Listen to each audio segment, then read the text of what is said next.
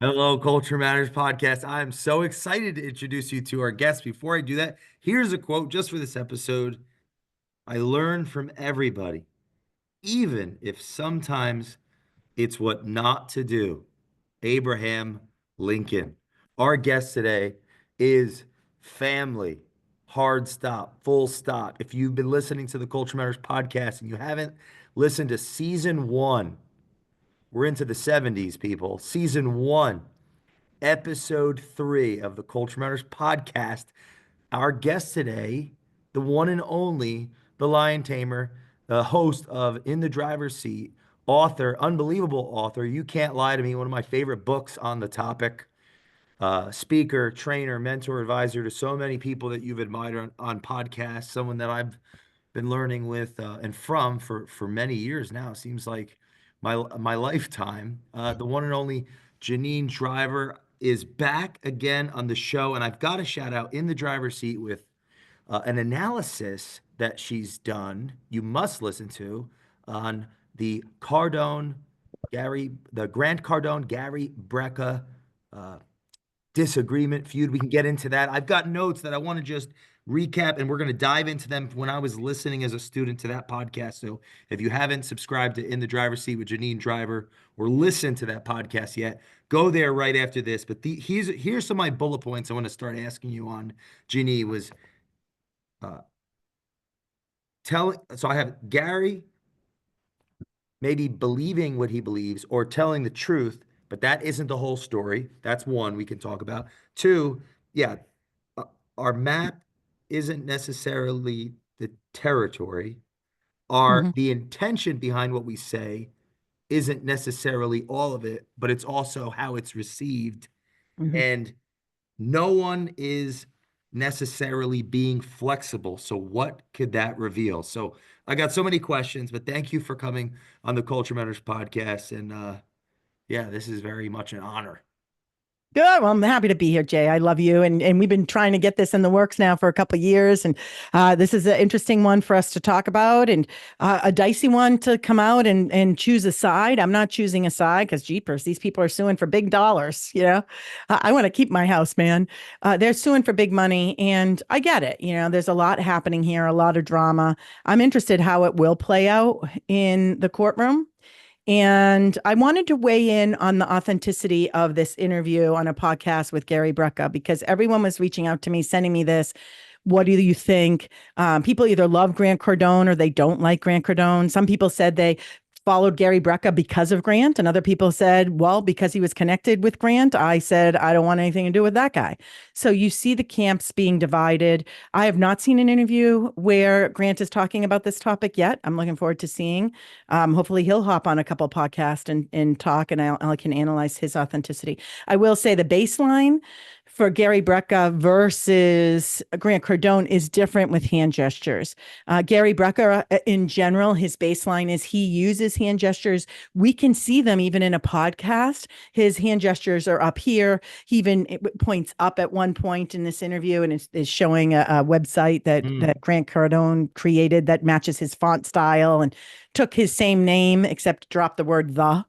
And he's pointing with his hand and using gestures where we can see it. Grant Cardone uses hand gestures lower. So in podcast, we often don't even see hand gestures with Grant because the podcast is going from like the chest up, that angle they're recording. So if I were coaching Grant Cardone, I stand when I'm doing my podcast because research shows, a Mm. study on TED Talks, research shows that if you want to look more credible, if you want to look more intelligent and charismatic, the simple hack is just to use hand gestures. And they analyzed in this study, TED Talks, how to deal with difficult people, how to deal with difficult people. The same topics, but one of them is watched by millions and one is watched by a couple people. And what they found out is twice as many hand gestures. In the old days, hand gestures might be distracting. But today we're so connected to our cell phones and stimulus that now hand gestures are beneficial.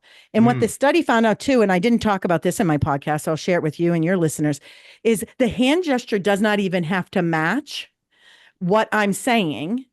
The hand gesture, I was opening a fake window. I'm fishing now. I was climbing a ladder. And someone watching, even live in an event, could say, oh, she just opened a window. She's a mime. She's climbing a ladder. She's fishing. It re-engages the viewer's brain, and we are then perceived as credible, as intelligent, and as charismatic. I mean, you do want to be seen as intelligent, right? Oh yeah, yeah. Yeah, I mean, charismatic is great. You do want to be seen as credible. I think, credible and intelligent are probably the two biggies here. All you need to do is make sure we're seeing your hand gesture. So I have a standing desk. I always stand doing my podcast because I want you to see me from the waist up, even though I'm a big girl, big bottom girl. But I want you to see my hand gestures because why? I want you to know that I'm intelligent and credible and hopefully have some charisma. And Grant, if I were recommending to him, I would say moving forward, Grant, because some people don't, some people love him, some people hate Grant Cardone. Stand, I would say stand. And he does stand sometimes, but I would say even when he's being interviewed by other people, if he's not in the studio, stand, stand, stand, stand.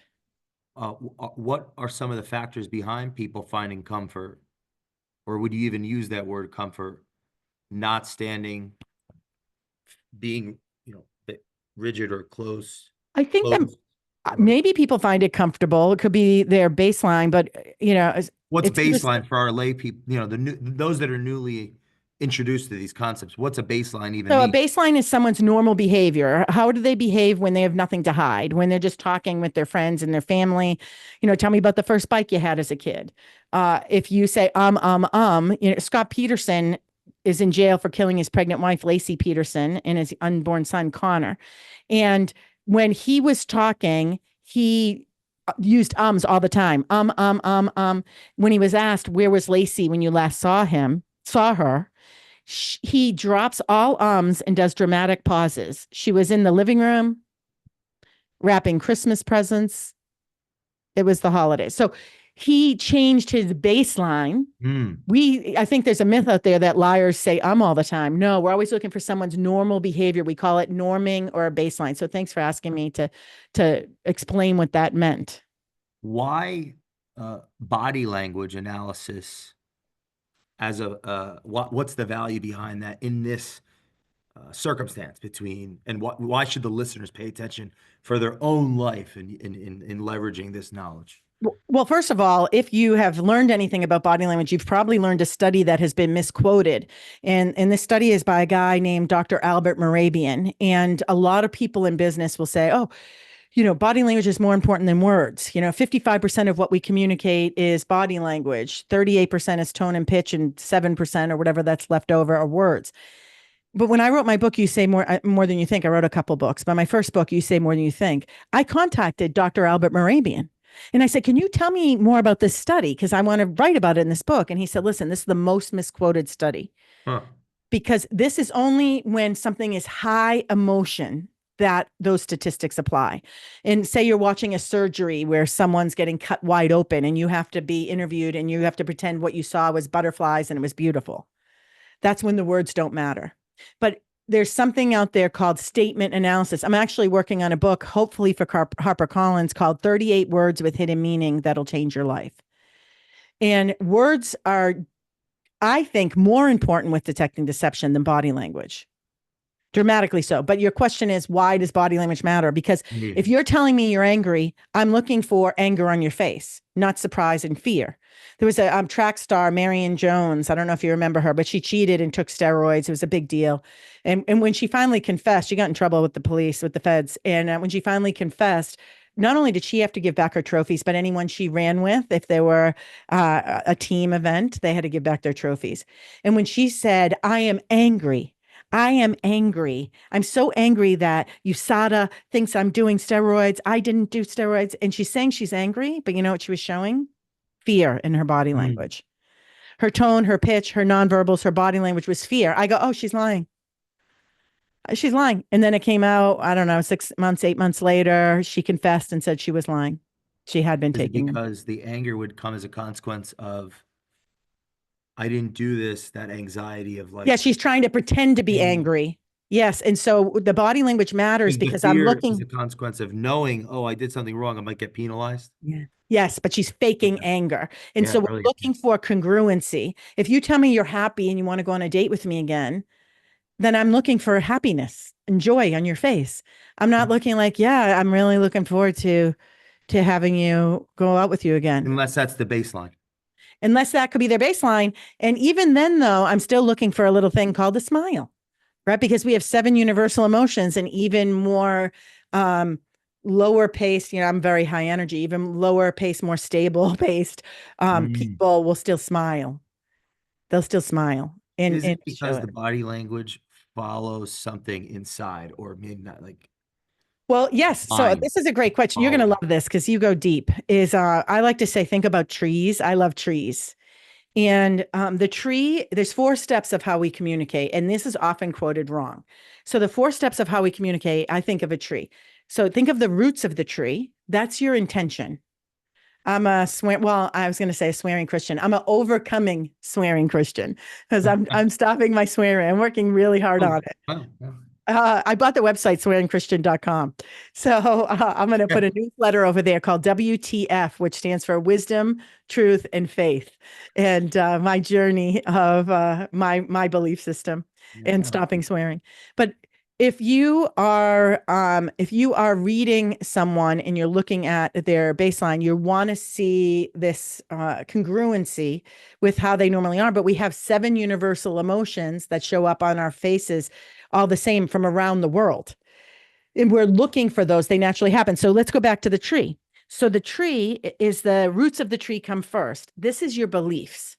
So for me, as overcoming swearing Christian, I have beliefs. I have the gift of what I like to call Christian people call it, we call it discernment, where I can see someone and I'm like, there's something not off with that person, like an evil, or there's something so warm and loving about this person right here. I can see it in their eyes, this warmth. You have that warmth and that love, you have it. And Jenna, too, your wife, she's a tough cookie, but my mother would say, Jenna is like me. Her favorite bread from Bertucci's, hard on the outside and soft on the inside.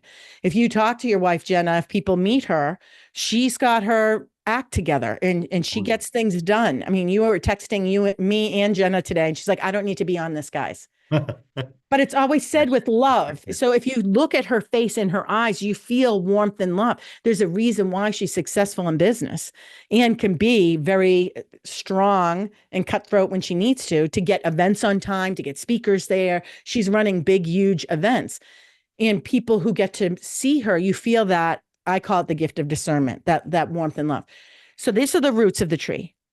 Some other people might say these are your beliefs. Simon Sinek would say your why. It's what you believe, right? Your why. The trunk of the tree is body language. And then the tree branches are thought. And then last are the tree leaves, which are a fruit or a berry or a nut. And when that falls to the ground, it creates new beliefs. So to answer your question in my long ADD way, people are like, she never gets to the point. It's like, yeah, I'm an unmedicated ADD person. Let's put a warning. So what happens is what I believe is then showing up in my body language. And then that's impacting my thoughts. That's why when my dad gets angry, I can tell he's angry before he knows he's angry. Hey, Dad, I'm not coming home for Thanksgiving. Not a problem, Janine. And his lips pull in and they disappear. I like to say when we don't like what we see or hear, our lips disappear. He's saying not a problem, Janine, but his body language is saying, oh, there's a problem. But it takes up to 7 to 9 seconds for the brain to catch up. So you have a 7 to 9 second advantage of knowing how someone else feels. If you can decode body language accurately, there's over 5,000 moves. If you can decode body language accurately, you have a 5 to 7 to 9 second advantage. Everybody's a little different. The average is 5 seconds. You have a 5 to 7 to 9 second advantage over knowing how someone feels before their brain catches up. So for me, my kids have never seen my dad lose his cool. They think it's a myth. They think I'm a liar because I see the lips disappear. My dad and I'm like, kids, move it out. Get out in the truck. I have a truck. Get in the truck. They've never seen it because I'm taking action fast. You do want to take action fast, right? Even in business and meetings. So you have a A 5 second, I mean, ask athletes, ask law enforcement. Anyone who's good at sales will tell you having a 5 second advantage or 7 or 9 to know how someone feels. You can spot nonverbal objections before the brain and the person's words come out and object. So the roots, intentions, beliefs, trunk reveals that Body body language. Yep. language, and thoughts Thoughts are, come next, the branches, and what's after that? the words. Words are the fruit or the berry, it's the leaves on the tree, which creates a new belief system. So I'll give you an example on this, on why this matters. If I tell you to steeple, when we steeple people, we intimidate people. Steepling is our fingertips to fingertips. Trump does it all the time. We used to see it in The Simpsons, Smithers. Angela Merkel would do this quite a bit. We see some powerful, Oprah doesn't. Steepling, power, authority, and confidence. If I tell you to do this, but your intention and your belief is you are weak, you lack confidence, your posture is going to be slumped down, your chin is going to be pulled up, and you're going to be steepling, and you're going to look like you just got out of a mental hospital. Like you're going to look scary to people. They're going to be like, there's something incongruent about that person. We can measure we can measure authenticity. So body language is great and you can learn moves to be confident. But step one is to, I say manifest, but you've got to believe it. You got to say, I am confident. And then you can bring out that confident move. There's a great video if people want to go out and watch it on YouTube. If you look it up, it's with, oh my gosh, what's his name? He's a comedian, a Christian comedian, and he has the guy sing Amazing Grace. And he says, what do you do for a living? And he's the guy in the audience. His name's Daryl. And he goes, oh, I'm a music teacher. You are? Can you sing Amazing Grace? And he says, yeah. Michael? So if you put in Christian comedian Michael and Amazing Grace, you'll find this on YouTube. And the guy sings Amazing Grace. And the audience is like, yay, good job. And he sang a good job. He did a good job. But then the comedian goes, now say it again with the why behind it, the intention. Your uncle got out of jail. You got shot in the back when you were a kid. Is that version of Amazing Grace inside of you? And the guy goes, yes. And Daryl, the singer, sings. But guess what? This time, Jay and listener at home, this time the singer, Daryl, is using hand gestures. His body is angling back and forth. His tone is into it. He's embodied into this message, right? And guess what happens? Everyone in the audience, they go crazy. They give him a standing ovation. Some people come up and they hit him. They're hitting his shoulder like they're Elaine from Seinfeld when she would get excited. Well, what happened? The comedian, Michael Jr., didn't say, hey, lean sideways, use hand gestures while you're singing. And then the audience will like you more. He didn't have to coach them on that. He went what? To the roots of the tree. Let's change what you believe, and your body language will automatically become more confident. When you believe, I am here. I struggle with weight. I go up and down. I'm 80 pounds overweight right now. I've given up flour and sugar. I'm working on it. I'm exercising, walking. And I have to tell you, many times I have stinking thinking. I'm in the back of the room saying, okay, what are these super fit? I mean, EPM, everyone's fit over there. They give you money to go to the gym. They're really big on fitness and wellness. And they're booking me last year for their tag event, this year for their tag event with Tom Brady and what's his name there, who I'm so excited to see is Dr. Patterson. Peterson. Yep. Peterson. I'm really excited. And I get insecure about my weight on that. And that's my mother would call it stinking thinking. I've got to change that and say, when I'm back and I'm about to hit the stage at the tag event, I say, they're not here to learn fitness from you, Janine. I train the CIA, the FBI, and corporate titans from Coca-Cola to Lockheed Martin to Comcast, you name them, Microsoft. So when I reframe it, my body language gets more confident. For those that are not tuned in to this battle of beliefs between Grant Cardone and team, his partners, Cardone Ventures, and Gary Brecka and his family. What is going on in brief? Why is it important to pay attention for our entrepreneurs that are listening to this after doing your body language and statement analysis on the scenario? I think finding out to watch this video of Gary Brecka being interviewed where he's talking about this, why he's suing Elena Cardone and what happened. Uh, I think it's valuable to you because if you are an entrepreneur, this is a communication master course that you're watching because Gary Brecka is coming across as very authentic and real and honest when you're watching him with his body language. And he's doing some edits, which I think is interesting. I did not have time to talk about this in my podcast in depth, which is he at one point says, I was on a podcast with what's the number one podcast in the world? Joe Rogan. Yeah, I was blanking. Joe Rogan. I'd love to be on the podcast one day. I'm manifesting that. I put it on my vision board. So he's on Joe Rogan and he did not wear a 10X Health shirt and he did not send listeners to a product funnel that Grant wanted him to send it to. Instead, he wore his podcast shirt. Okay, Gary Brecka. And he's telling on this interview where he's talking about why suing Elena Cardone, he says, you know what? And Grant's company sent me a cease and desist letter because I didn't wear their shirt and I didn't give this product funnel link. What he's editing out here is, was it in the contract that you needed to do those things? And that question isn't being asked. So for me, I'm thinking, well, okay, you're making it look like Grant Cardone's being petty. But my question is it in the contract that when you get podcasts, they sold tons, by the way, they sold tons of these health kits, these DNA health kits from that podcast. But if you're going to go on this podcast, is it in the contract that you wear 10X Health and you give this link? If not, you're in violation of the contract. And then guess what? You get a cease and desist letter. So we don't have that background information. And anytime that information is left out, it leaves me suspicious because he's editing. And I like to say, and you started by saying this, the map is not the territory. It's a NLP presupposition, neuro-linguistic programming. The brain is neuro, linguistic is language, and programming is our map of the world.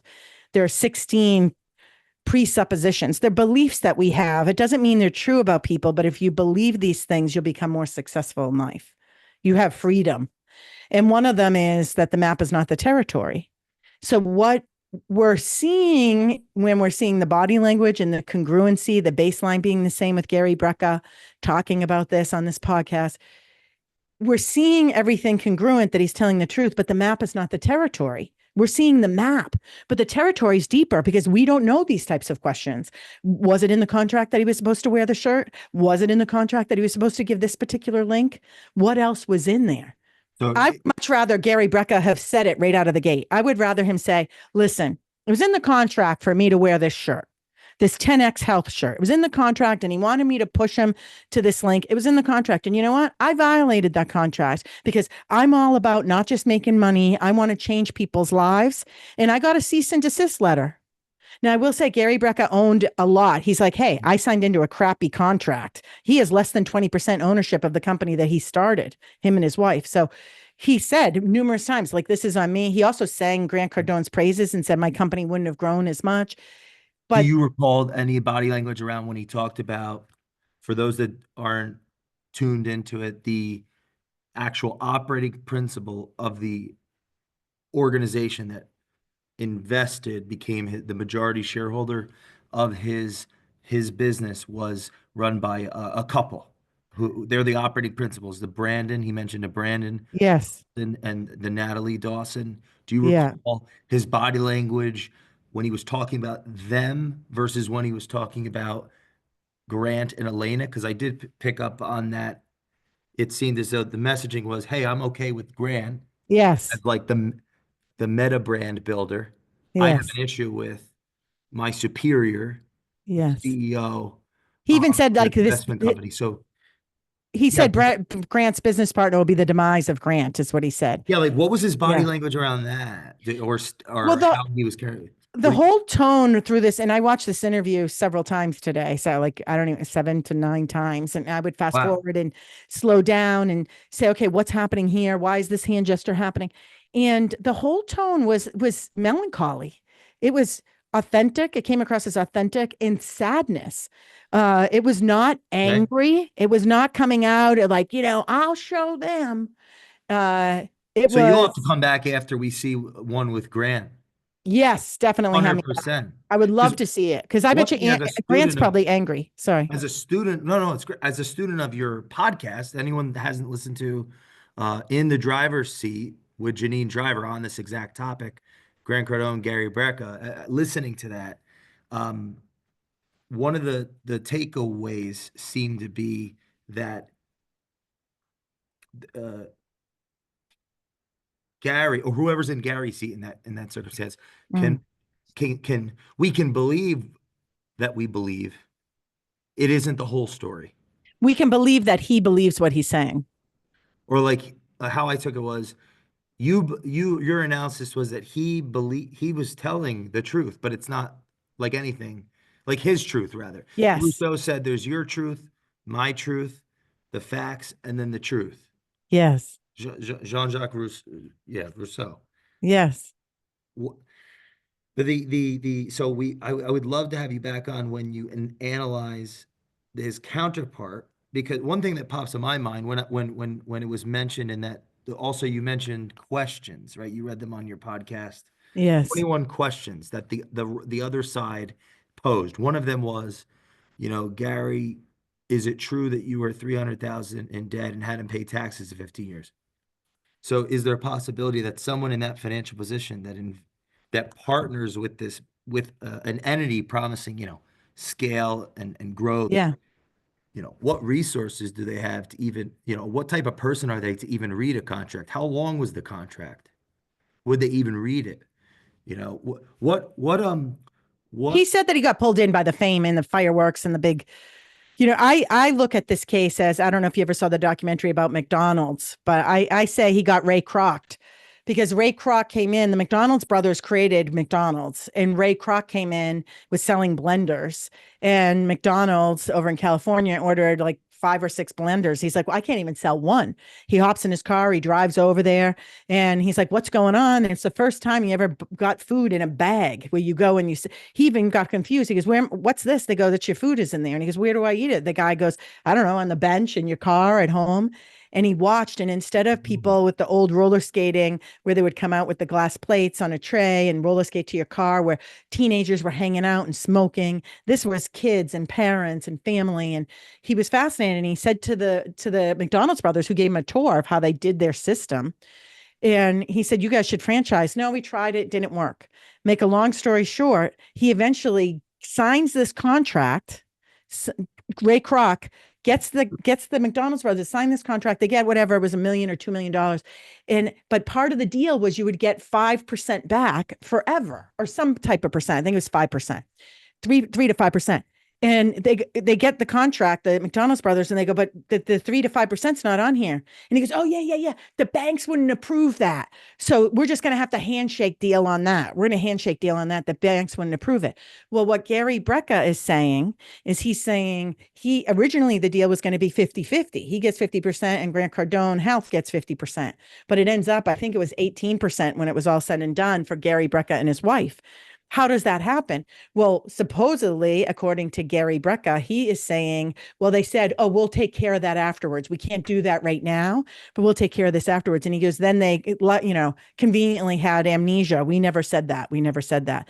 But I say he got, Ray Kroc potentially because you didn't do due diligence. Put it in the contract. You're not going to say, okay, you'll add it later. I mean, he admitted that he got pulled in by the hoopla and all the promises to really change the world and save so many lives. And he said that that's on him.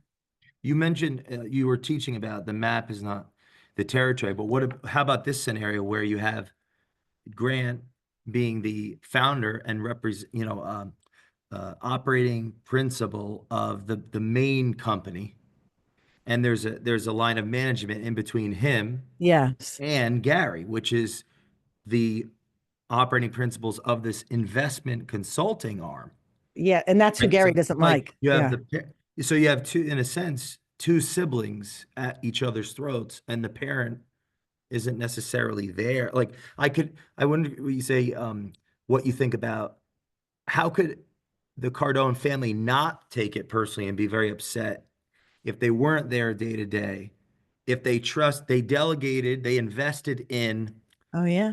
a I never separate heard of Gary couple. Brecka, and I never heard of him in Brecka until Grant But like Cardone put him on the Grant and stage. Elena, did they invested in Brandon Dawson and Yes. Natalie Dawson in the right, in what, 5 4 5 years ago, because Natalie started listening to their books in her mid 20s, said, "Oh, these are people my husband has to follow." And I want to go to their culture. They had the experience in the private investment from selling to KKR.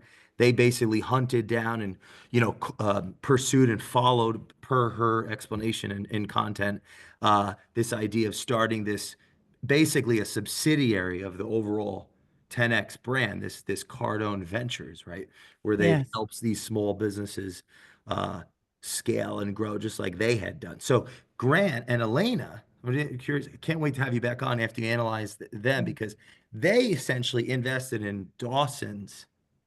Dawson's invested in hundreds of businesses, Yes. one of them being Brecca. Yes. Perceivably, it looks like, listen, the only business on their LinkedIn that it says of all those hundreds, CEO chairman, is the 10X health system. So to me, that infers that's like the best, because when you do a venture Yeah. capital, for every, couple, you see Shark Tank, most of the people don't make any money that they Well, invest. in one month they made 17 million with the health. So 17 like million. that's like a pretty amazing business. But I'm curious, this is where, like, I'm just painting the picture from like the business intelligence aspect Mhm. of this. You talked about the maps, that the map is not the territory. My intention isn't all the communication, it's how it's received. Yes. So what's the miscommunication possibility between Grant and Elena, the founder of 10X Brand, a new investment of theirs in the last few years, the Dawson couple, and now the hundreds of investments they made? One of them doesn't like what they did to his business, may or may not have read the contract. Who knows if he can even read? And I mean that with respect. Like, he's not a lawyer guy. And now he's upset because they own his company, 88 something percent. Like, the Well, miscommunication here has got to be nuts. yeah, I'm curious. I want you to talk about the culture because I'm interested in the culture of these different worlds. Well, I love that you're bringing up this Dawson situation because, according to Gary Brecka, he went to Grant Cardone in person and said, It's time for us to get divorced.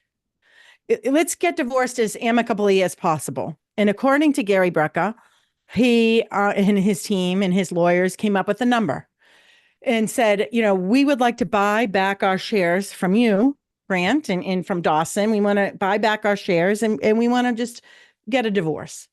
Here's what we evaluated it at. Evidently, according to Gary Brecka, Grant Cardone and Dawson, they look at these numbers and they say, yeah, that's not enough. That's not enough. You would have to pay us more than that. Gary Brecka then, according to him, says, well, then you buy my shares for this amount. You're saying this isn't enough, but my lawyers say this is what it's valued at. Why don't you just buy my 18 shares? I think it's 18. Why don't you buy my myself and my wife 18%, and 10X Health is all yours? And I'll take the agreement and not compete for 2 years here in the United States. He can't compete here for 2 years. He's over abroad talking. And according to Gary Brecka, Grant Cardone's people in Dawson said, no, it's too much for us to pay you it's too much for us to pay you for those shares, but it's not enough for you to buy our shares out. And there's another NLP presupposition that is this, which is the most flexible person wins. And I think here is where we don't have to be here. I think this is going to cause more harm than good to probably both of these people. Oh, what about this? How about and I want to play devil's advocate on the other side after I say this. You're saying 16 presuppositions, the most flexible person wins. So Yes. if I understood your analysis correctly, yes, someone could be telling the truth, but genuinely don't know what they're talking about. We all know that. I'm not a doctor. I could be talking, Yes. oh yeah, I'm not sick. So, Yeah. but your analysis was, hey, this guy looks like he's telling the truth, but that doesn't mean he's right. Yeah. Duh, because I could tell the truth. Okay. Um, I would argue doesn't how they're responding to him prove him right at some level? Like from a because now I want to play devil's advocate. One thing I picked up studying this scenario from a business context was um, gentleman could have easily um, okay, they were trying to do their, the buyer wants to increase value. They want to potentially cut costs, potentially increase pricing, like leverage their different mediums of exposure to get more eyeballs on something so they could leverage the brand of the tenant. Basically, he was upset because he felt as though they were changing where the supplier was coming from in another country. Yes. They were increasing the pricing.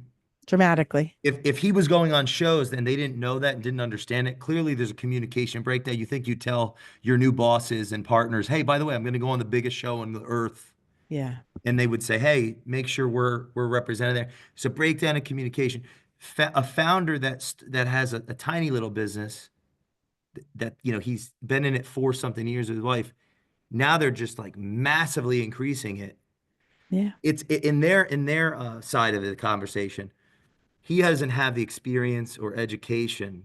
That's the paradox here. If he had the experience and the education and the self-awareness, he wouldn't have gotten in this in the first Taking the place. deal. Yeah, Yeah, yeah, Grant yeah. So Cardone got him on the biggest stage, and Elena Cardone got him, introduced him to friends of theirs, and then ultimately Dana. He evidently was already working with the Kardashians. that brand Um, value and that goodwill value is hard to quantify. oh, It's like if yeah, it's like if you were on Joe Rogan tomorrow, how could that impact oh, everything? It's the same concept. So I think there's if we're like the family, right? Elena and Grant, all the things they have going on, they're over here and mhm, their investment, which is not actually Gary, it's Brandon and Natalie.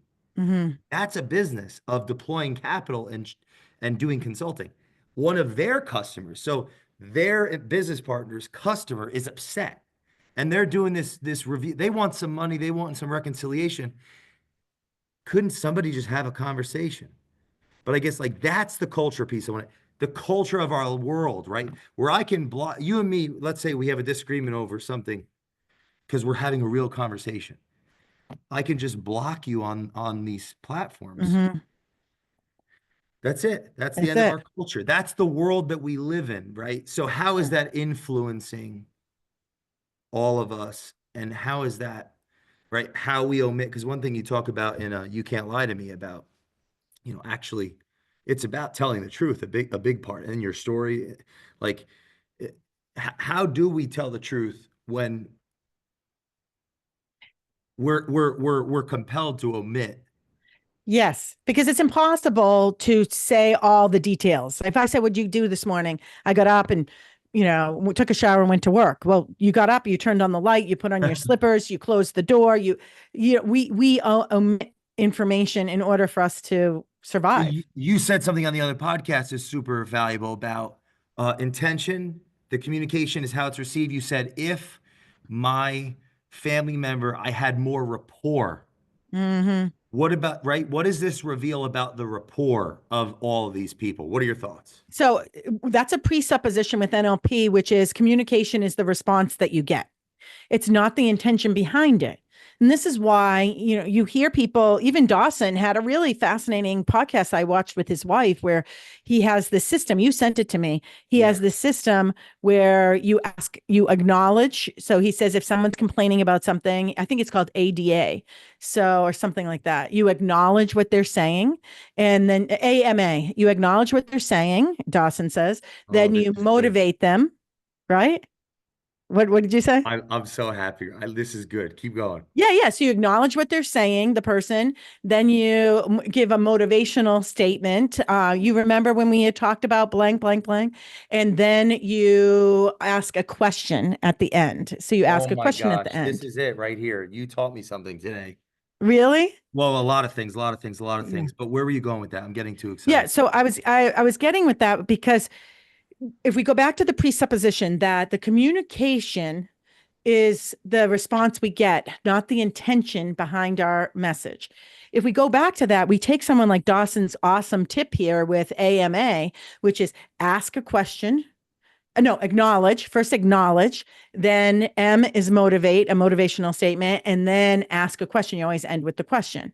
And if you go back to that, why that first thing is acknowledge. The acknowledge is, so what I'm hearing from you is, What was and he so how telling he you? did it, how he reframed it was really cool. So if you say, I was late today, and I go, oh, you were late today. What happened? And you're like, oh, my car broke down, and I had to fix my car. And it's like, oh, so okay, so your car that you told me, your car, it broke down, and you had shared with me before that you've been having trouble with this car, and one of the reasons you want this job and you want to be the number one salesperson this month, is to get that car fixed, right? So go ahead. No, this is it. This is But the I feel root. like you clarify This what the is the person root, is Janine. saying. This So is if what caused this whole mess. yes, so here's the deal. The next presupposition with NLP I want to talk about is, if communication is the response we get, not the intention behind it, here's part two to that. If someone receives your communication in a way you did not intend, it's for one reason and one reason only. You don't have enough rapport with that person. So And I this would indicates argue, to me that he didn't have enough rapport with well, Dawson. and I would argue that you actually cannot build rapport, true rapport, with a system like that. Ooh, okay, tell me more. So you talked about the And tree. it's his system. So that's interesting because it's No, Dawson. yeah, like meaning I'm not going to blame the student that appears as the teacher. I'm going to actually critique the ideology. I could. Who knows where the hell that came from? Yeah. Who knows? The world is riddled with ideology. Philosophers have been philosophizing since the beginning. But I want to first recap something you taught me today and right live, right? This tree, the belief, like the intentions, the belief structure is the roots. Then the Mm. trunk is the body language, revealing the roots. Then we have the thoughts and the words. Okay. My question to you would be, and this is another podcast, like what's Dawson's body language saying in that explanation, in that training? And here I'm going to make a statement. And none of this is like a conspiratorial. It's an ideological deconstruction. Acknowledge, right? Yeah. If I'm acknowledging as in because intellectually, like conceptually, my presupposition is I know something they don't. I know more than them. Luciferian pride comes before the fall. Mm, Acknowledge. I'm going to meet them where they think they're at. There's an omission in that. An omission is as mendacious as a lie. mm, There's an omission. So we haven't yet communicated because communication takes my truth. You have to know what I actually think to get my truth. Your truth, I have to know what you actually think. yeah. And feel. There's an interaction. There's like ping pong. We're playing ping Yeah. pong.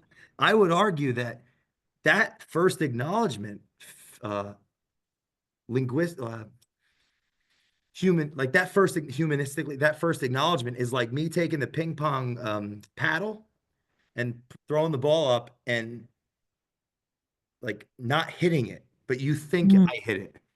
yeah. So think about this. You know, in the acknowledgement is an omission and a preconceived notion of I already know where this conversation is going or where I want it to go. Yes. Because he knows Then, he's going to end with a question that gets you to say which yes isn't to a what real, he wants. which isn't a real question. It's a leading question Yes. Right. every time. It's a manipulation. Yes. But not well. This is why I'd be careful. I'm careful with the word manipulation because there's a paradox in that. It's like, what if the manipulator is manipulated by their own ideology? Are they manipulating? These are like the philosophical Mm, questions that people, So come on, you work so deeply in the criminal background. There absolutely, you could speak to this. Like, there's absolutely a percentage of the population that is just that's their genetic code. Then there's mhm.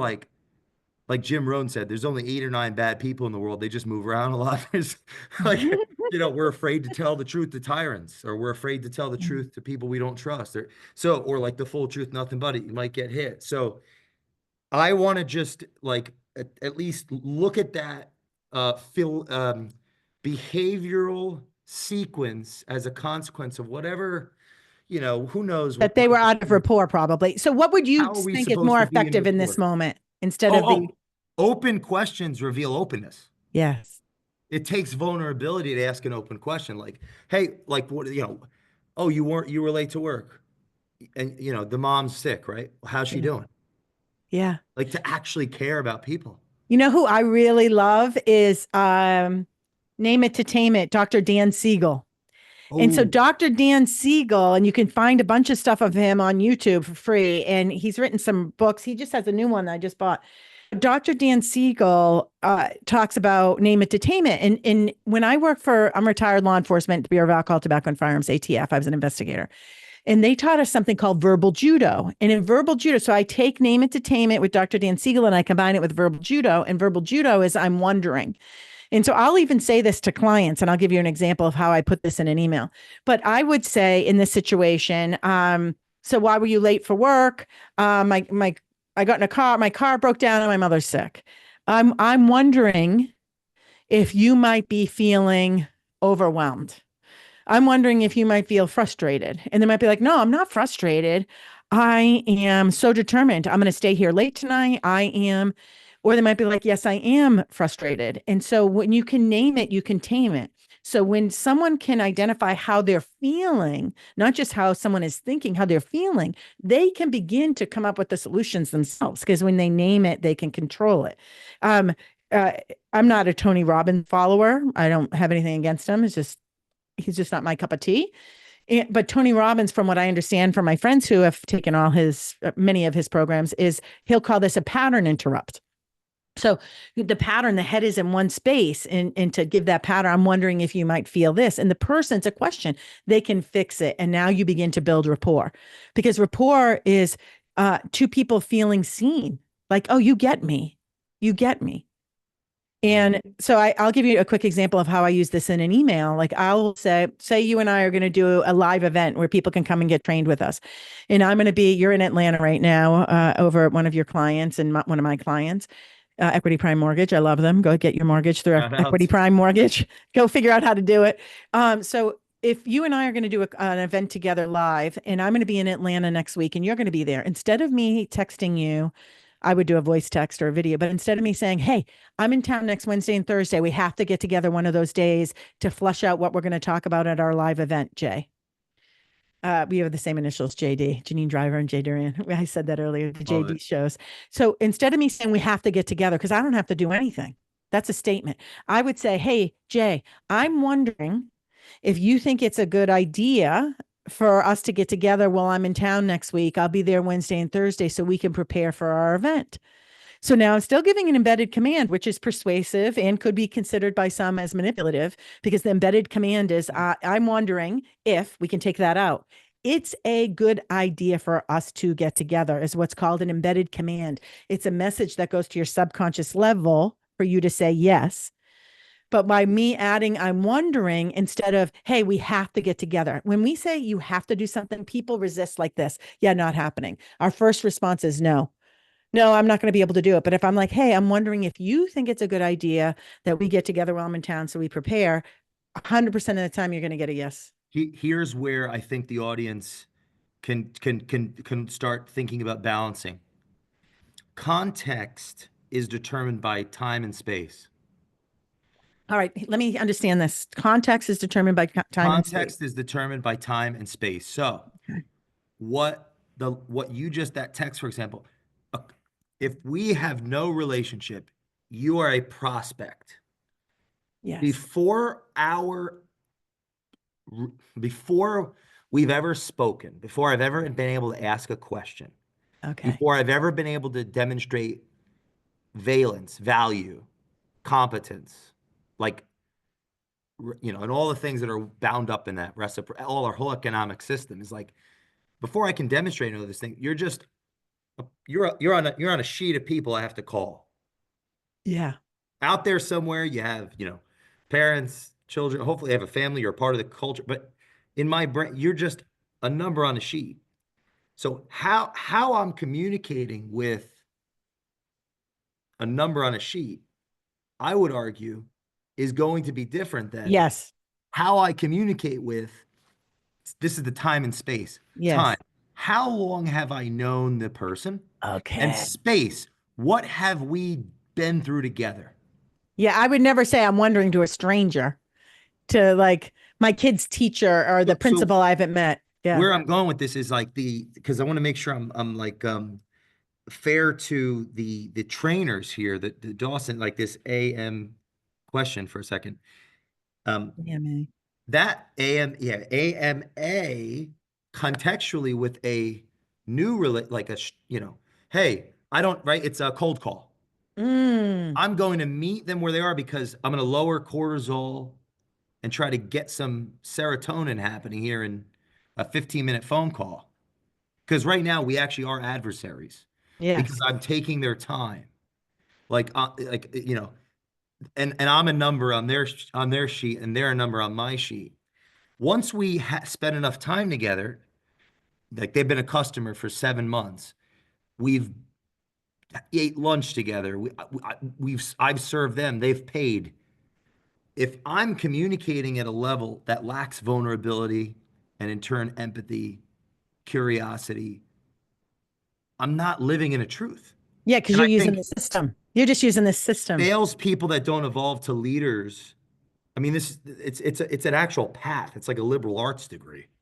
And we don't, as entrepreneurs, we don't get a liberal arts degree usually. Yeah. You don't learn reading, writing, Mhm. arithmetic, like things that help. So I want to say I think there's a distinction between the sales language patterns and leadership language patterns that reveal different belief systems Okay. and different behavioral patterns necessary uh, to come before the outputs that are necessary. Well, So let me play devil's advocate with you, Jay, because sure, I'm sure. curious on your thoughts here. Is this guy Dawson? I've never heard of him until today when people were asking me, you, Jenna. I heard from, I don't even know, like 8 people today saying you got to weigh in on this. And I was like, well, I don't even know what's happening here. I know get Gary Brecka of him. And I know, of course, Grant Cardone. I wanted to be on the 10X stage a couple of years ago. And it's so interesting Oh, you'd be because great. Yeah. we have a mutual friend, Brad Lee, and Brad Lee was on the 10X stage. And I talked to him just before I went on stage. He called me backstage. This was, I think, the first 10X. And I was like, oh, you know what? I want to get on 10X stage and sell my online content that I have through Lightspeed. And I looked into it, and you had to pay to get a spot.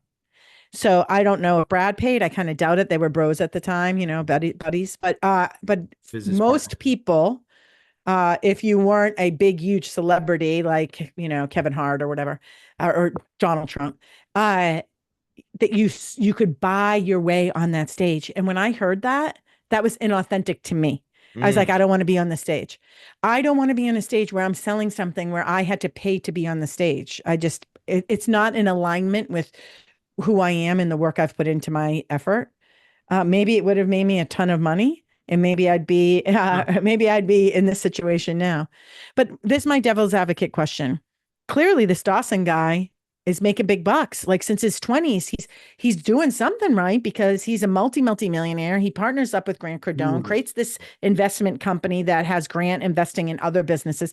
Evidently, according to Gary Brecka, he said thousands of companies are calling saying, "Hey, the contract is a terrible contract. They actually don't promise anything in the contract. They don't have to scale your business, but you have to pay monthly fees to them." And then he said even Gary Brecka was constantly being upsold. Hey, what do I need to do? You need to go to this $20,000 event, this $40,000 event. He's like, and I was being upsold.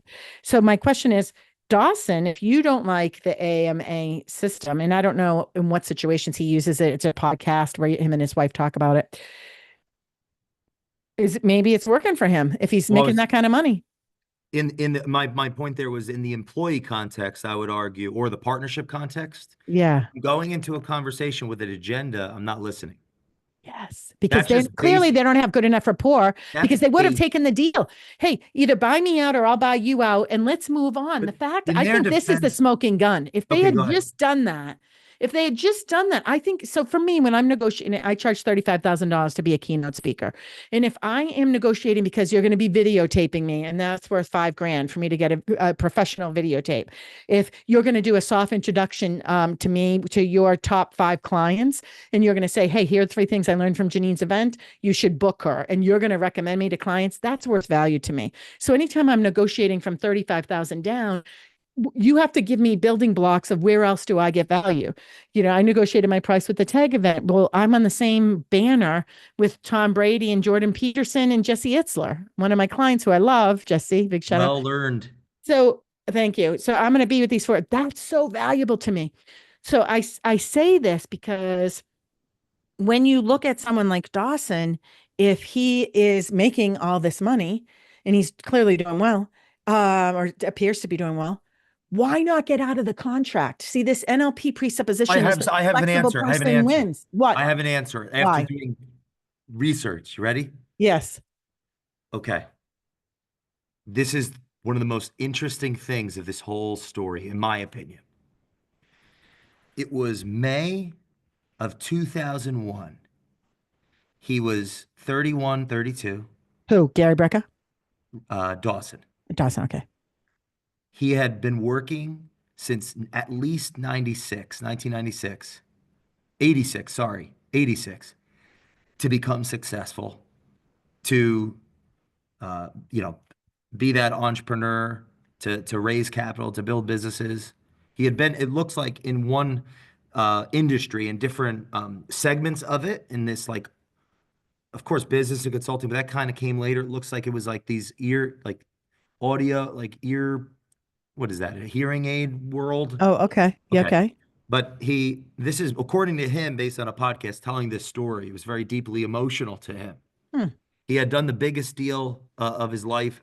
Like he had finally made it. He said 1.5 million a month in actual profit for his employer. And he went to New York City.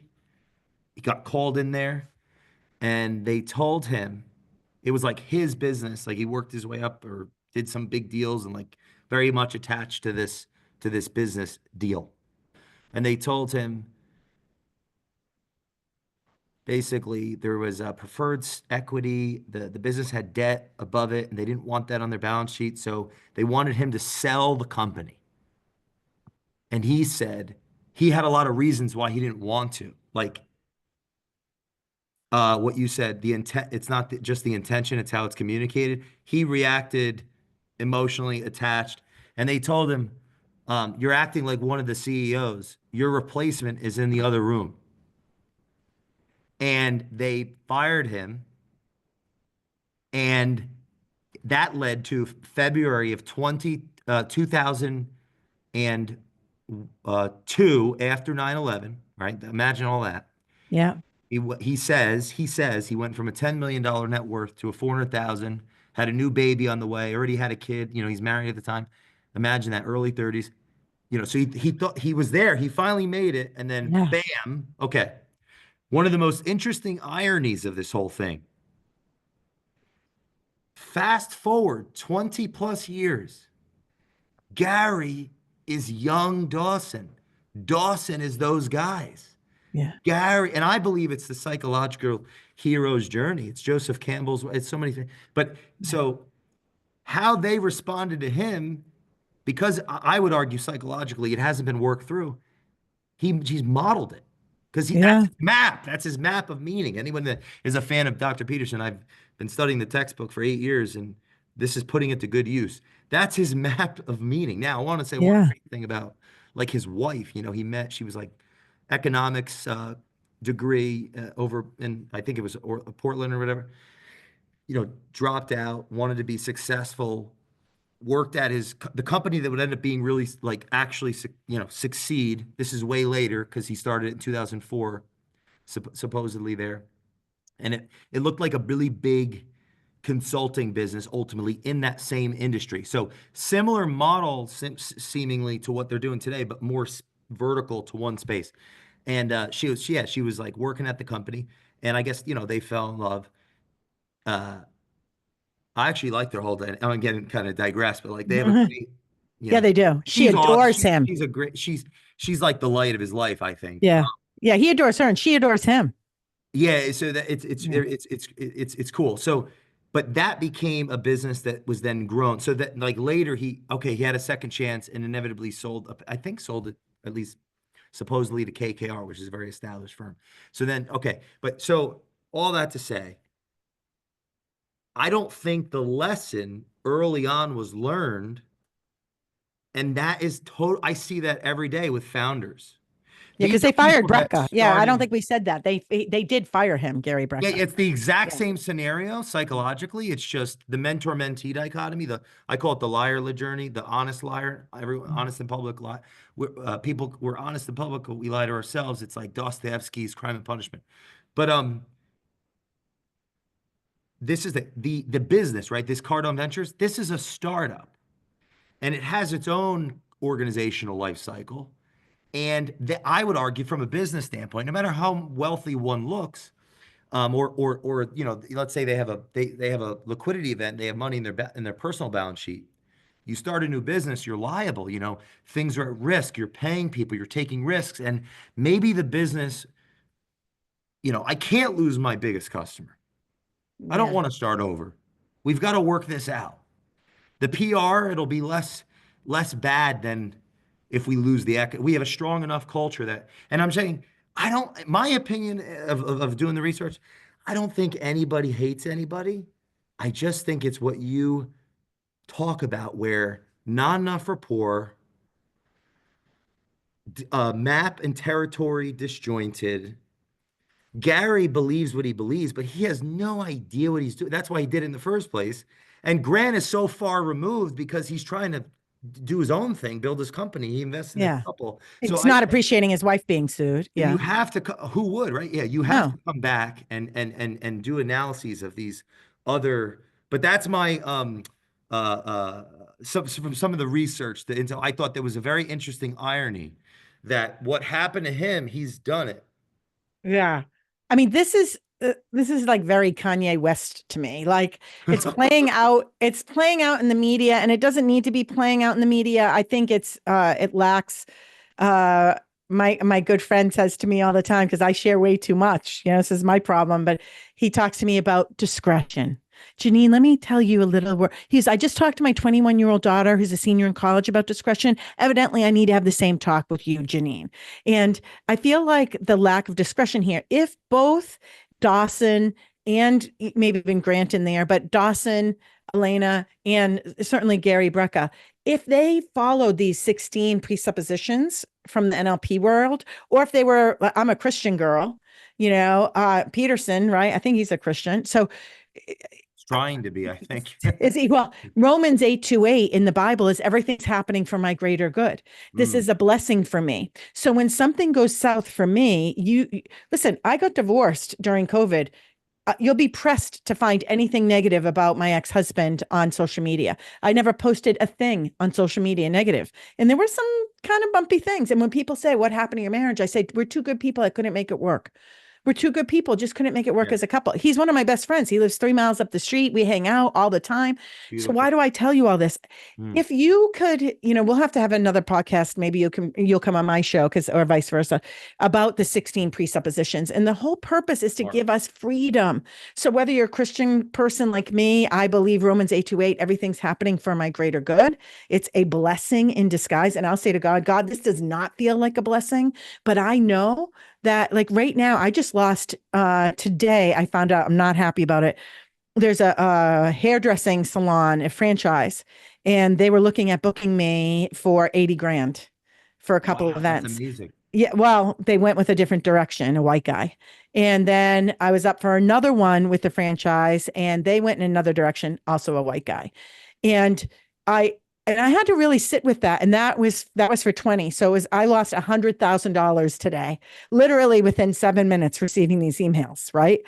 And I get emotional thinking about it. A single mom, entrepreneur. I have 3 sons. My son in college it's 90 grand to go to Wheaton College in Massachusetts. He has a Okay, yeah. $45,000 scholarship, but I pay 45,000. So I pay $8,400 for a month to get my Wow, kid in that's this amazing. school. It's insane to me, right? I'm like, Gary V would say, give the kid your money and let him go. He wants to go live in Japan. Well, no, Here. I want to say you're doing a great job. Amazing. Uh, I'm so very happy to call you a friend. Oh, well, thank you. So Yeah, I'm happy indeed. to call you a friend. So I lose $100,000, okay, today in the blink of an eye. And I said for me, my God, I said, God, Romans 8:28, everything's happening for my greater good. I can't see it, but I know this is a blessing somehow. Number one, one of the guys was super fit. He was so fit. His outfit was great. He had a nice belt and nice shoes. He was dressed to impress. He was so fit. His message, anyone could have said it. You could put it into chat GPT, write up a motivational speech. He gave nothing unique that I haven't heard a billion other people share. My message is unique. So my ego's hurt. But I was like, okay, Janine, you're not fit. You need to get fit. The other guy, he's not fit, but guess what? I saw his demo video. It was amazing. His demo video as a speaker was all about the audience and what's in it for the audience. My demo video as a speaker is me on Court TV, me on Kelly Ripa show or Rachel Ray or on CNN and a little bit of me on stage. So, but it's mostly, hey, I'm famous kinda because I go on these TV shows. Today, people don't give a shit about that. That actually has caused me more harm than good. Wow. A guy tried to book me last week for an event for $8,000 was his budget. And he said, when talking to me, he goes, listen, quite frankly, I find you to be a little too sensational, but no offense. And I go, I'm not offended by that. God made me that way. Isn't it great that God made me so sensational? Right. So I don't receive negative feedback like that and take it on. I wouldn't do it for 8,000 anyway, but this guy is trying to, give me this dig. And I share all this information with you just simply like this. What can I learn from this experience Good. to be a better version of me? If another presupposition is I am responsible for everybody in my life and all the outcomes I'm getting, I am responsible because I can't control everybody else. So if I am in control of my response, I didn't get booked for these events. Great. Let's look at the people. I'm glad they shared with me who got booked. One guy's super fit. He was ordinary. He was fit. He was good, handsome. And the other guy had a killer demo. It was so good. It was really, really good. I sent it to my assistant. I go, I got to do my demo over. And now I'm walking every day, but now I'm like, Janine, you're not only walking. I've been trying to do 75 hard for like 4 years. I'm like, tomorrow I start 75 hard and I'm not quitting until I get to 75 days. I've eliminated flour and sugar. So this $100,000 loss today, 108 if you count the one I said no to last week with the snarky guy, is propelling me. Sometimes we have to, I think of the bunny hop when I was a kid. The bunny hop is you jump 2 steps forward and one back. Mm. So sometimes we have to go one back to go 2 steps forward. And today I stepped back. So I bring this all back to the Gary Brecka and the Dawson and the Grant Cardone story with this. That presupposition, the most flexible person wins. If there was some flexibility here, if one of these people, one of them, whether it's Gary Brecka or Dawson, looked at this situation and said, I am responsible for this outcome, we wouldn't have to have this like Kanye West moment being weighed out in all these lawsuits that are happening. It could have been avoided. I think this is very ego driven. I think that's what happened with Blake Lively too in her lawsuits. I think it's very ego driven. Yeah, I think And so. My takeaway from what you just shared was you're looking at yourself and saying, how can I do better if there's something that happens that this is a is blessing. unexpected? You're looking at yourself, hey, because the one thing I was thinking, and there's something powerful now, I'm thinking, how are you supposed to get the $216,000 speakings when you're doing the 108,000? Yeah, yeah, yeah, But right. I was just excited for you because it's but Yeah. Well, you're I already actually know. looking and saying how can I be better? What can I do to improve? And that's part of the messaging there. I am all about manifesting. Okay. So I'm going to turn my computer around in case do people can they see your podcast Yeah, too? yeah, Or YouTube. Yep, we're on okay. YouTube. If you're listening to So I'm this, going to turn this go to around. YouTube. So these are vision boards. So this is mindful life, a happier you, be kind to yourself, the ability to stay focused, bring a positive message. This is business. I'm already booked. The new podcast, the future dreamer superpower. This over here, stronger abs in a flash, fit and Wow. fierce at any age, crush your goals. This is my Christian one here. It's like a sun and it has rays of my favorite quotes from the Bible. My favorite right Wow. here is Isaiah 40:31, that we will soar on wings like eagles. You will run and not go weary. I love that one. That's a good story for another time with the Atlanta Hawks is one of my clients. And this quote right here from the Bible. Speak up. We can't hear you as well. That scripture. Oh, sorry, my mic's over here. Sorry. Yeah. So yeah, Say that so again. Yeah. this one is Isaiah 40:31. They'll Wow. soar on wings like eagles. And that the Atlanta Hawks is one of my clients, and the assistant general manager has a giant hawk tattoo on the side of his Wow. body. His name's Kyle Cover. He's awesome. But anyway, these are my vision boards. So why do I show Wow. you all this? Is I believe that everything's happening for my greater good. And this Romans 8:28. And here's what happens for me when I lose this money today, 100,000 in the blink of an eye. That stings, but I still remain grateful. I'm like, how great is it that I was considered for a gig where I would have got one client was 80 grand. I mean, this is incredible that my name is being thrown in the mix. How cool is that? Thank you, God, for these gifts that you've given me to touch, move, and inspire people through body language and statement analysis and words that have hidden meaning. And There's something very profound because you're sharing a stage with Dr. Peterson. You just exemplified and taught us two of the rules in his third book, Beyond Order. really, Rule 12, be grateful in spite of your suffering. That's huh? that's how the book ends in gratitude.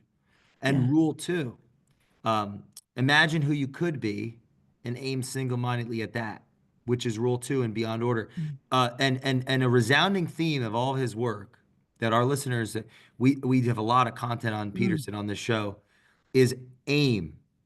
We have to have an aim. So the fact that you have your aim all over your office is inspiring because a resounding theme. And this is somebody that, tens of millions of people have found solace in his work, right? What is he getting at? And so one of the themes is have an aim. mm, Have an aim. What you're aiming at is what you'll notice. That's where you'll go. And it's amazing to see that someone as successful as you, yeah, you look what you have. You had where you've worked your way from just well, your amazing career. People that do what you did in your career, we're all lucky to have you because without, what was it, guns, tobacco, and all, like there's a lot of bad people out there, and we need people protecting us from that so we could do podcasts like this. But like all the success to where you could have all this interest to be invested in to send your kids to one of the best colleges in the country. It's pretty amazing, and you're doing these things that people write books about and talk about in the books, but like everybody that's watching on YouTube, Janine does this. That's why she's yeah. getting these speakings, getting these trainings, and has gone from having a great career serving in the government to having another great, astounding career as a trainer, as a teacher, as a author. So I think I that's want to important to highlight. I want to thank you, Jay. I want to say two things. One is I have a mantra that I say all day long, which is I am what I say I am. WHAT. I am what I say I am. I am wealthy. I am healthy. I am abundance. I attract people who treasure me. I am who I say I am. I am what, not who. I am what I say I am. I am wealthy. I am healthy. I am abundance. I attract people who treasure me. I am what I say I am. My kids, Charlie and Jack, are my two littles. They're 10 and 11. Angus is my oldest. He's 19. But Charlie and Jack, I'll say, hey, you guys, you are what you say you are. What are you? And they will say, my 10 and 11-year-old, I am wealthy. I am healthy. I am abundance. I attract people who treasure me. Very simple. And I feel like it gets Love all it. four quadrants. And I use it all the time. So I want to tell you something that I do.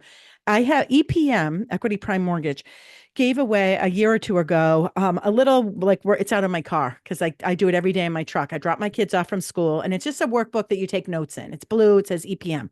You take notes in it. It's like half the size of like my planner here. It's like half, right?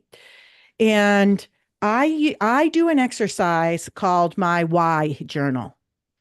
And when I used to do stand up comedy in my 20s, and there's a creative way to get funny where you have to fill up X amount of pages in Wow. a creative journal. And it could just be like, I don't even know what I should say. I have to keep writing on this page. I have to keep filling this up, and then the funny will come. Okay. So what I do is I fill out one page every day I look up at my vision boards here, my manifesting boards, and I add why. And here's why I do that. When something goes bad, people will often say, like what this situation is. I'm sure Dawson's saying this, or maybe even Gary Breca. Oh, Yeah, everybody. Yeah. why does this happen to us? My wife, his wife had a bad gut feeling right out of the gate. Gary Breca's. according to Gary Brecka, he said a couple times. So why did this happen to us? Why didn't we listen to our gut? Why, when we don't listen to our gut, bad things happen? And what happens is more bad things happen. So I believe under why statements is the correct energy to manifest. And so when someone trips and they fall, or like I lost those gigs today, 100 grand and 80 and a 20, I could be saying, why did this happen? Why did I lose 2 gigs in one day? Why? Why is this going to happen? And then tomorrow I wake up and something else happens. I get a flat tire. So I say cancel, cancel. Anytime I give examples of bad things, I say cancel, cancel. So instead, in this journal every day, I say, why? Why am I fit and fierce? Why does God allow me to download his supernatural edge to everything I'm doing? Why do I belong? Why do my previous clients contact me constantly to rebook me for events? Why are people watching my TED Talks right now and thinking of booking me? Why, when a speaker cancels, do clients say, book Janine Driver, see if she's available, and I get last minute speaking gigs where they pay me immediately? Why am I have a mindful life? Why am I so kind to myself? Why do I have stronger abs than a Flash, and a magazine over 40 wants to put me on their cover? Why do I make $5 million a year?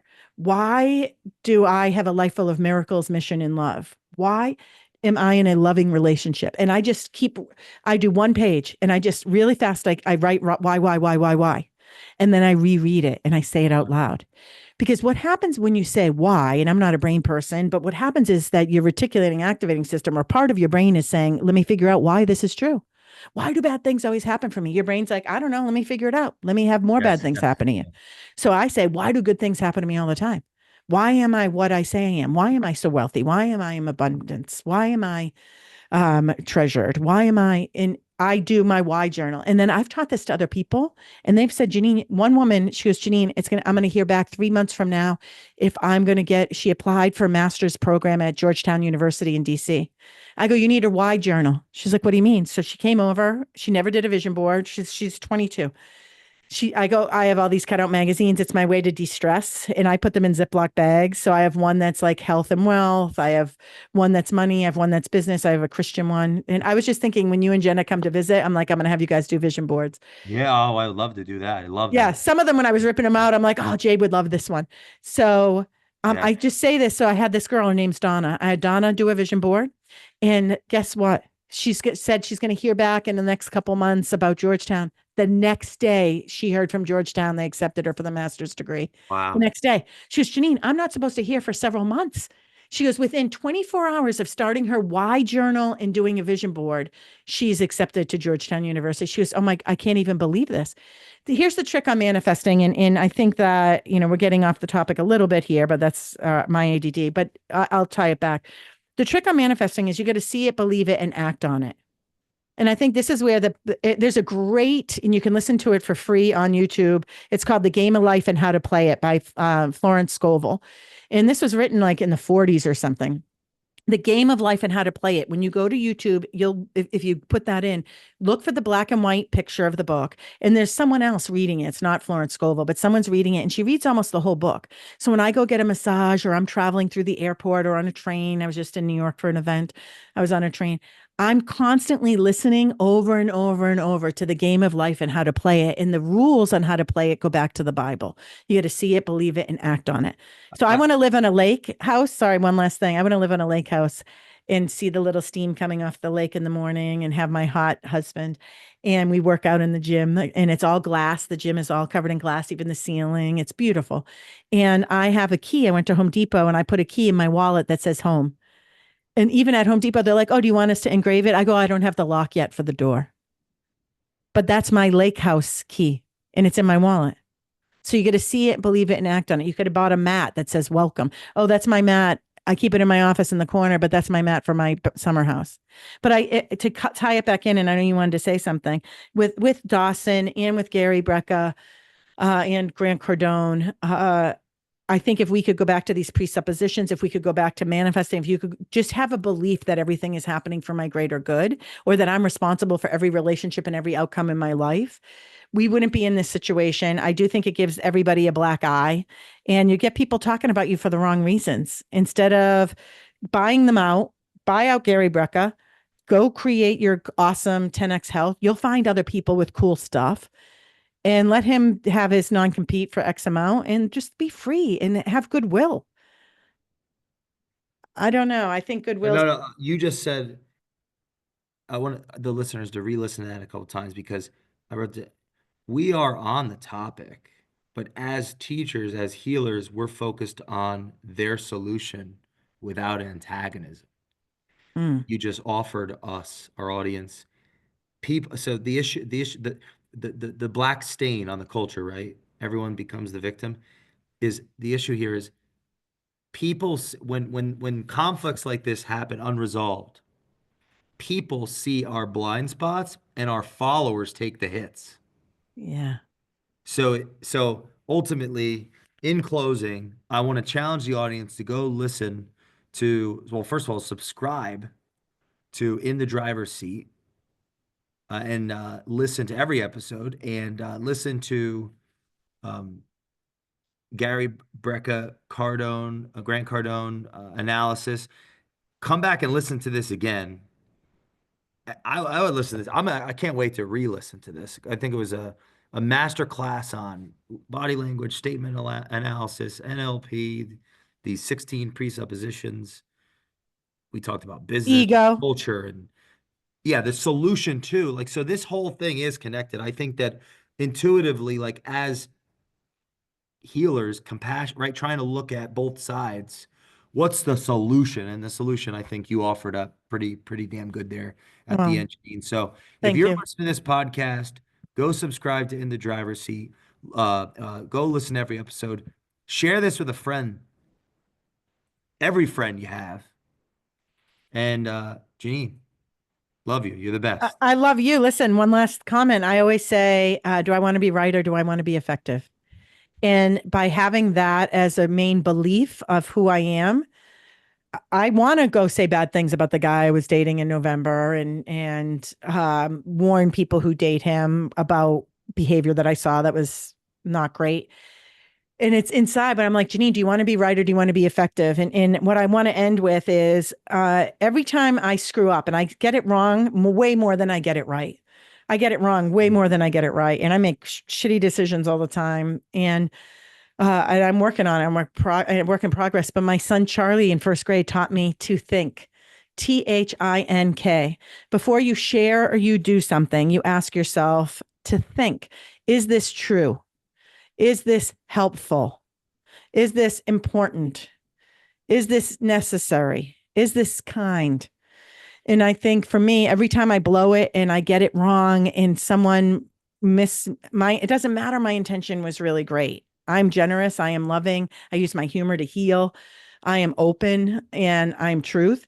And despite all those I ams of who I am as a person, I get it wrong just as much as I get it right, if not more. And every time I go back, if I just use the think model, you might say it's true and you might say it's helpful for me to say and do these things like Gary Brecka. Yeah, maybe what he's saying is true. And maybe he believes it's helpful so no one else gets into business with someone that he thinks is out of integrity with their words and promises. Is it important? Maybe he says, yes, it's important. Is it necessary? I don't know if it's necessary. And I certainly don't think that it's kind. Janine, thank you so much for coming on this episode. I can't wait to do more and to hear the analysis on the other constituents. If you're listening to this, subscribe to In the Driver's Seat, share this with a friend, and we will see you next time on the Culture Matters podcast.